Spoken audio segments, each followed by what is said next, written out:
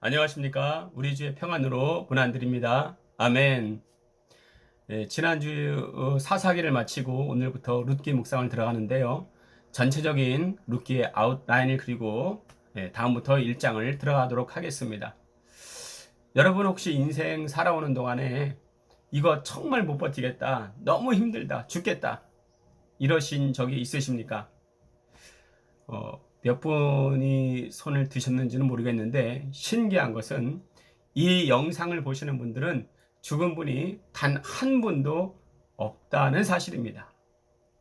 신기하잖아요? 그 죽을 것 같은 상황에서 어찌 살아나셨습니까? 아마도 그 힘든 속에서도 한 줄기 소망의 빛을 보았기 때문일 것입니다. 계속 끊임없이 지속적으로 죽을 것 같은 상황이 벌어진다면 야, 여기가 지옥과 다를 바 없네. 희망 없이 무기력한 삶을 살던지 극단적인 선택을 할 수도 있었을 것입니다. 극단적인 선택을 하시는 분도 타인에게 자기가 죽을 거라는 암묵적인 사인을 계속 보낸다고 합니다. 그 말은 뭐예요? 나에게는 살 가치와 소망이 없습니다. 제발 나를 이 수렁에서 빼내어 주십시오. 자신에게 없는 희망을 남을 통해 발견하고픈 강렬한 의지와 욕구를 송출한다는 것이지요. 전문적인 용어로 구원 요청. 왜 삽니까?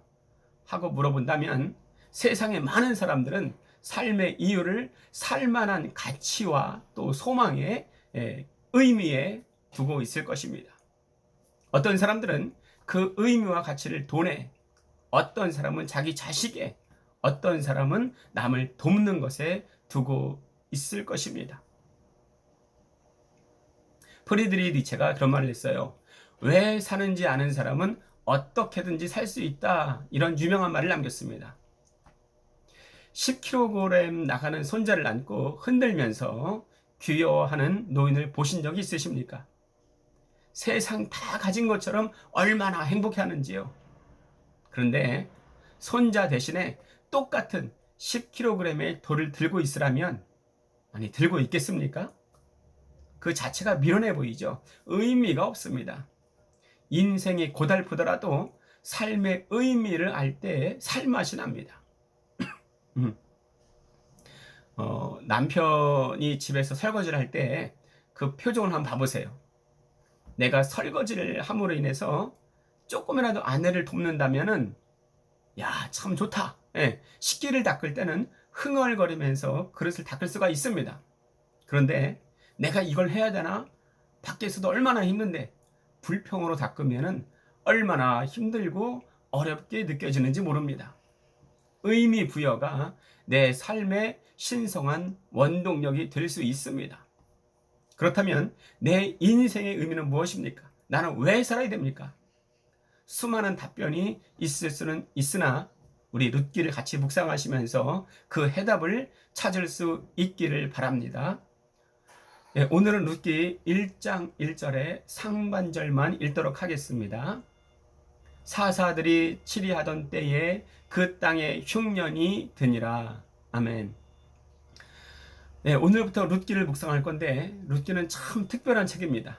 첫 번째, 먼저는 그 여성의 이름이 책 제목으로 올라와 있는 게 별로 없어요. 단 두 권의 성경이 있는데 그 하나가 룻기이고 또 하나가 에스더서입니다. 네, 두 번째, 또 특이한 게 있습니다. 영적으로 혼란한 상태가 사사기의 때인데 룻기도 사사들의 치리하에 있었기 때문에 별반 환경이 다르지 않습니다. 그런데 룻기를 읽어보시면 사사기의 전반적인 내용, 분위기와 그 결이 다른 것을 볼 수가 있습니다. 왠지 모를 또 다른 분위기가 느껴지는 것을 볼 수가 있습니다. 말하자면 같은 나라에 사는데 어떤 지역은 비가 오고 어떤 지역은 흐린 지역이 있는 것처럼 약간 이질적인 면이 있습니다.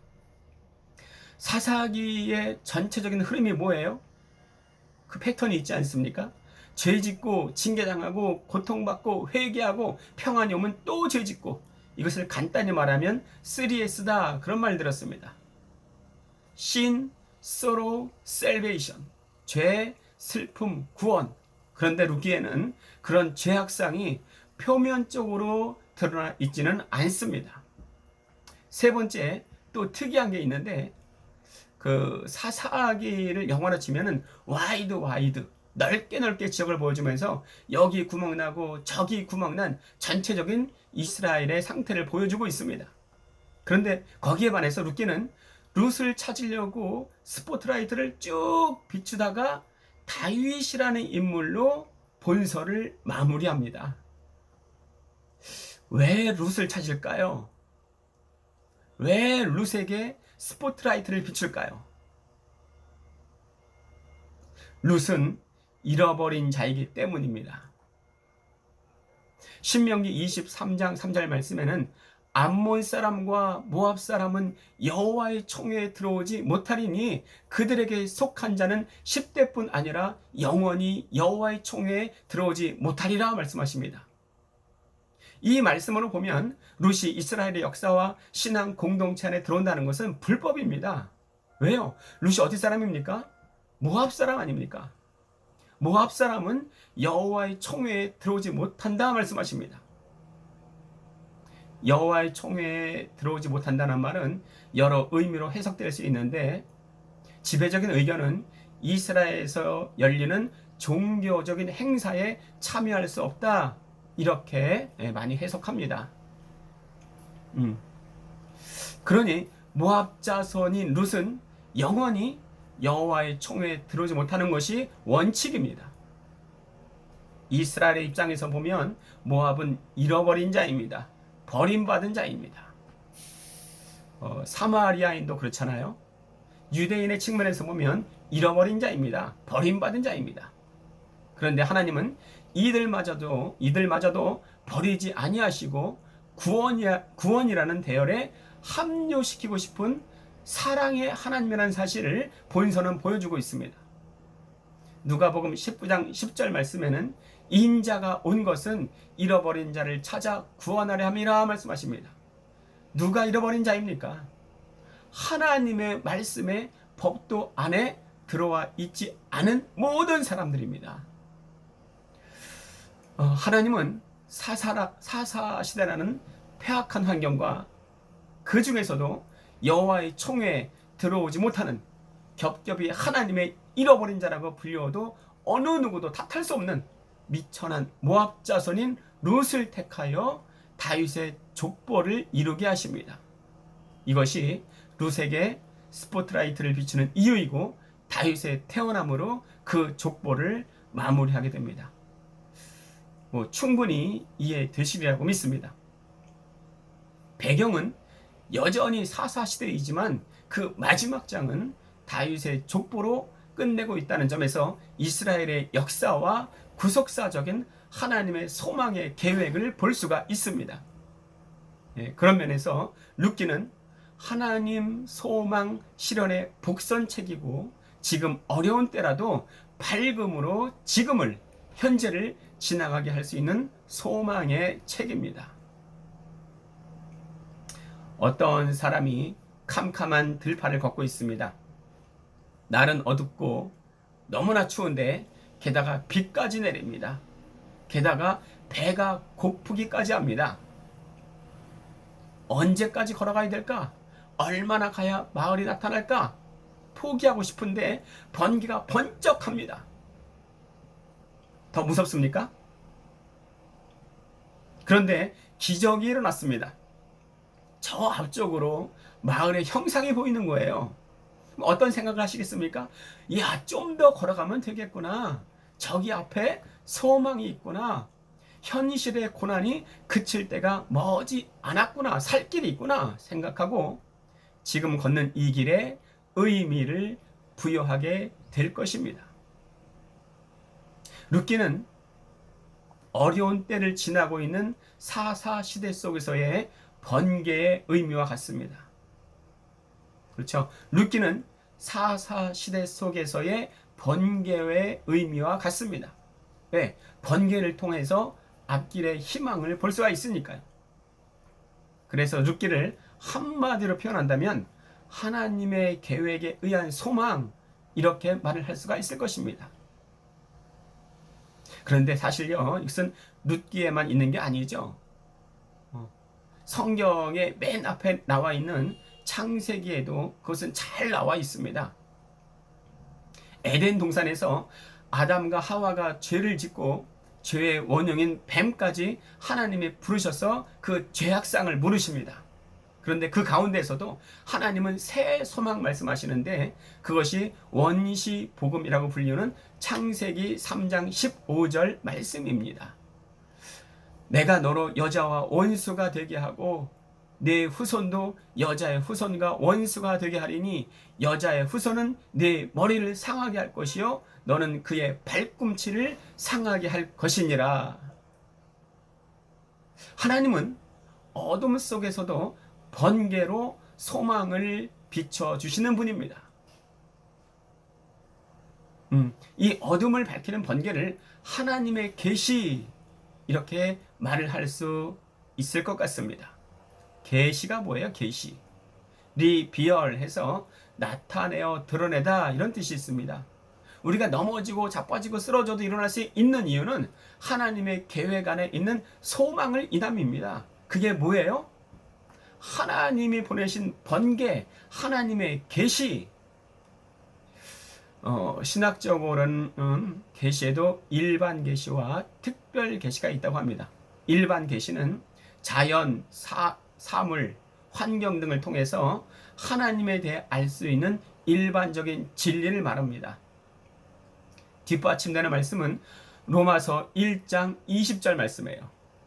창세로부터 그의 보이지 아니하는 것들 곧 그의 영원하신 능력과 신성이 그가 만드신 만물에 분명히 보여 알려졌나니 그러므로 그들이 핑계하지 못할지니라. 이게 일반 계시입니다. 특별 계시는 간단합니다. 하나님의 말씀 예수 그리스도입니다. 뒷받침되는 말씀은 히브리서 1장 1절에서 2절 말씀입니다. 옛적에 선지자들을 통하여 여러 부분과 여러 모양으로 우리 조상들에게 말씀하신 하나님이 이 모든 날 마지막에는 아들을 통하여 우리에게 말씀하셨으니 이게 특별 계시입니다. 하나님의 말씀 예수 그리스도. 특별 계시는 더 이상 없습니다. 말씀으로 끝났지만 우리 삶 가운데 일반 계시는 지금도 계속 이루어지고 있습니다. 자, 또 창세기에서 38장은 또 하나님의 계획에 의한 소망의 복선을 또 말씀하고 계십니다. 38장에서 하나님 계획에 의한 소망의 복선을 발견할 수가 있다는 말입니다. 창세기에서 38장이 없으면 더 매끄럽고 자연스럽게 흘러갑니다. 예. 그런데 굳이 38장을 끼워 넣습니다. 왜 그럴까요? 직접 확인해 보신 분은 알겠지만 37장 마지막과 39장 또 처음은 첫 절은 똑같습니다. 똑같은 말입니다. 어색하게 창세기 38장이 중간에 끼어 있는 거예요. 왜? Why? 어두운 가운데서도 앞날의 소망을 보여주시는 하나님의 번개, 하나님의 계획에 의한 소망의 복선입니다. 우리도 신앙생활이 즐거우려면 내 삶에 부어지는 하나님의 계시를 즉각 캐치하고 내 고난 가운데서도 하나님의 선한 의도와 가르치심이 있구나 깨닫는다면 즐겁고 행복한 신앙생활을 하게 될 것입니다. 하나님은 창세기 38장을 통해서 하나님의 은혜로 태어난 유다가 무리를 떠나 죄 가운데 있다가 자기의 깊은 죄악을 깨닫고 자기 죄를 실토하게 되면서 결국은 예수님의 직계 조상이 된다는 소망의 복을 말해주고 있습니다. 예수님이 어디 지파로 오십니까? 유다 지파입니다. 이렇듯 창세기 때부터 예수님의 때와 또 앞으로 오는 시대에까지 하나님께서는 곳곳에 하나님의 번개, 하나님의 계시를 중간중간 비추어 주십니다. 이 룻기도 그렇다는 말씀입니다. 인간은 누구나 내 눈앞에 현실만 보이는 제한적인 삶을 살아갑니다. 모세도 그랬습니다. 모세도 그랬어요. 나를 부르신 하나님의 확실한 증거가 어디 있습니까? 내가 누구이기에 저들을 애굽에서 인도하오리까? 지금 내게 보여주시옵소서. 그러자 하나님 말씀하십니다. 하나님 말씀은 내가 너희를 애굽에서 인도하여 낸 이후에 이 산에서 내게 경배하리라. 그게 증거다. 이렇게 말씀하십니다. 아니, 모세는 현재의 고충을 말하지만 하나님은 먼 미래에 일어날 일을 말씀하십니다. 그리고 그것이 소망이고 그것이 증거라는 말이에요. 모세는 그걸 원하는 게 아니었거든요. 이게 맞지 않을 때 혼돈이 옵니다. 자꾸 이게 충돌하니까 우리가 소망이 없고 또 불편한 현재를 살아가게 됩니다. 그래서 우리에게는 믿음이 필요합니다. 히브리서 11장에는 믿음은 바라는 것들의 실상이요 보지 못하는 것들의 증거이 말씀하십니다. 믿음이 뭐냐? 앞으로 있을 소망을 현재 갖고 와서 내 현실에 적용하며 소망의 삶을 사는 게 이게 바로 믿음이라는 겁니다. 앞으로 우리 같이 룻기를 묵상하시면서 하나님의 마음이 우리에게 듬뿍듬뿍 부어지심으로 소망의 삶을 살기를 간절히 기원합니다. 이 시간 다 함께 찬양 기다려 주님의 시간에 찬양하시고 함께 기도 제목을 나누도록 하겠습니다.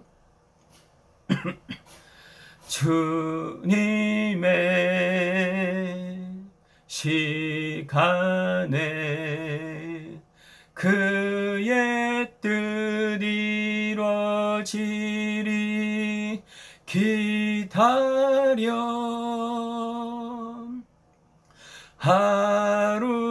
하루하루 살 동안 주님 인도하시니 주 뜻 이룰 때까지 기다려. 2절 부르겠습니다. 기다려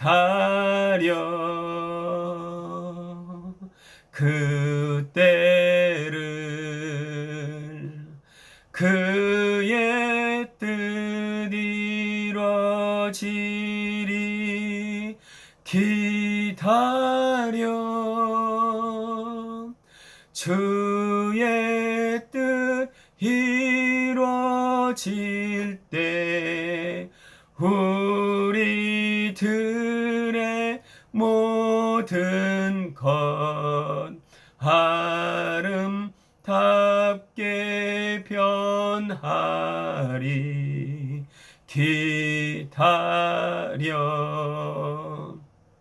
우리 함께 기도하도록 하겠습니다. 첫 번째는 의미 없는 인생 또 혼란과 혼돈이 끊이지 않는 삶 속에서 날마다 하나님이 주시는 삶의 의미를 보잡고 소망 가운데 살아가게 하여 주시옵소서.